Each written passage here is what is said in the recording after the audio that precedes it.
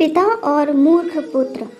एक बार एक पिता धीरज और पुत्र अनिल व्यापार के सिलसिले में कहीं दूर देश पानी के जहाज में यात्रा करने निकल पड़े। यह पानी का जहाज उनका निजी था और बहुत बड़ा नहीं था। जहाज में मात्र 2 लोग थे। रात को समुद्र में तूफान आ गया, जिसकी वजह से पिता धीरज और पुत्र अनिल रास्ता भटक गए और एक वीरान टापू पर जाकर इनकी जहाज रुकी।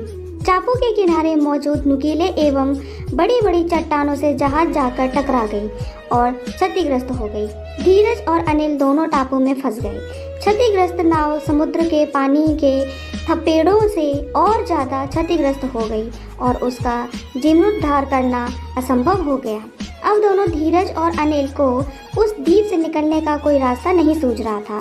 तब धीरज ने अपने पुत्र से कहा, बेटा, अब हमारा यहाँ से निकलकर घर वापस लौटना बहुत ही कठिन लग रहा है। भगवान की कृपा होगी अगर कोई नाव या जहाज यहाँ भटकते हुए इस निर्जन द्वीप पर आ जाए, तब जाकर हम बच पाएंगे, वरना कोई रास्ता नजर नहीं आ रहा है। हम बुरी तरह से फंस चुके हैं बेटा। धीरज ने आगे कहा, इसलिए क्यों ना अब हम भगवान को नमन करें, उनसे प्रार्थना करें कि वह हमारी रक्षा करें और कोई ना कोई हमारे लिए यहाँ से निकलने का रास्ता खोजें। ऐसा सोचकर धीरज और अनिल ने पूरे द्वीप को आधे हिस्से में बांट किया। एक हिस्से में अनिल जाकर रहने लगा और दूसरे हिस्से में पिता धीरज जाकर रहने लगे और दोनों अपने अपने स्थान से भगवान से प्रार्थना करने लगे। अनिल ने भगवान से प्रार्थना की कि इस द्वीप में खाने पीने के लिए स्वादिष्ट फल फूल के पौधे लग जाएं। थोड़ी ही देर में भगवान ने अनिल की प्रार्थना सुन ली और पूरा जंगल स्वादिष्ट फलों के पेड़ों से भर गया। अनिल को यह देखकर बहुत ही आश्चर्य हुआ और वह यह सब देखकर खुश भी हुआ। उसे लगा कि उसे और कुछ प्रार्थना करके देखना चाहिए कि क्या वह भी पूरी हो सकती है।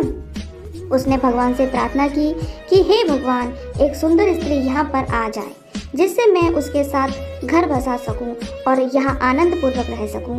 थोड़ी ही देर में वहाँ एक सुंदर स्त्री प्रकट होती है और वह अनिल की सेवा करने लगी। कुछ दिन बीतने के बाद अनिल के मन में फिर ख्याल आया कि क्यों ना भगवान से कुछ और प्रार्थना करके देखूं, शायद वह भी पूरी हो जाए। और उसने आंख बंद कर भगवान से प्रार्थना की कि हे भगवान, मुझे एक नाव भेज दो जिसका इस्तेमाल करके मैं अपने गांव जा सकूं। थोड़ी ही देर में एक नाव समुद्र के किनारे दिखने लगी। अनिल बहुत प्रसन्न हुआ और वह उस लड़की को लेकर जहाज में चला गया और उस जहाज को गांव की दिशा की ओर चलने की कोशिश करने लगा। तभी अचानक से आकाशवाणी हुई और उसने अनिल से पूछा कि तुम अकेले अकेले कहाँ जा रहे हो? क्या तुम अपने पिता धीरज को अपने साथ लेकर नहीं जाओगे? अनिल ने कहा कि यह सब मेरी प्रार्थनाओं की वजह से हुआ है। पिता की कोई प्रार्थना को भगवान ने नहीं सुना। इसका मतलब है कि मेरे पिता ने बहुत पाप किए थे और भगवान नहीं चाहता कि वह यहाँ से कहीं जा सके। अगर भगवान उनकी भी मदद करना चाहता तो निश्चित रूप से उनकी भी प्रार्थना सुनता। इसलिए मैं उनके कर्मों के अनुसार उन्हें उनके हाल में छोड़कर जा रहा हूँ। आकाशवाणी ने कहा, क्या तुम्हें पता है तुम्हारे पिता धीरज ने क्या मांगा? अनिल ने कहा, नहीं, मुझे नहीं पता।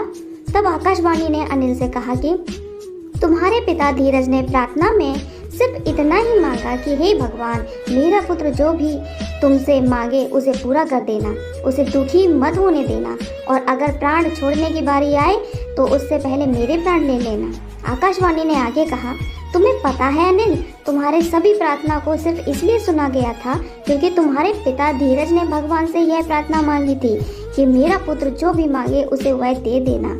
इसलिए भगवान तुम्हारे पिता के प्रार्थना के अनुसार ही तुम्हारी प्रार्थना को स्वीकार कर रहा है। यह सुनकर अनिल को बहुत बुरा लगा।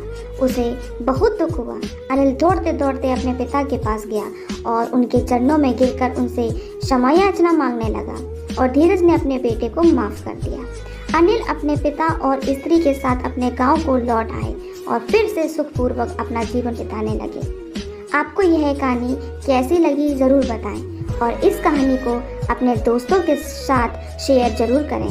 धन्यवाद।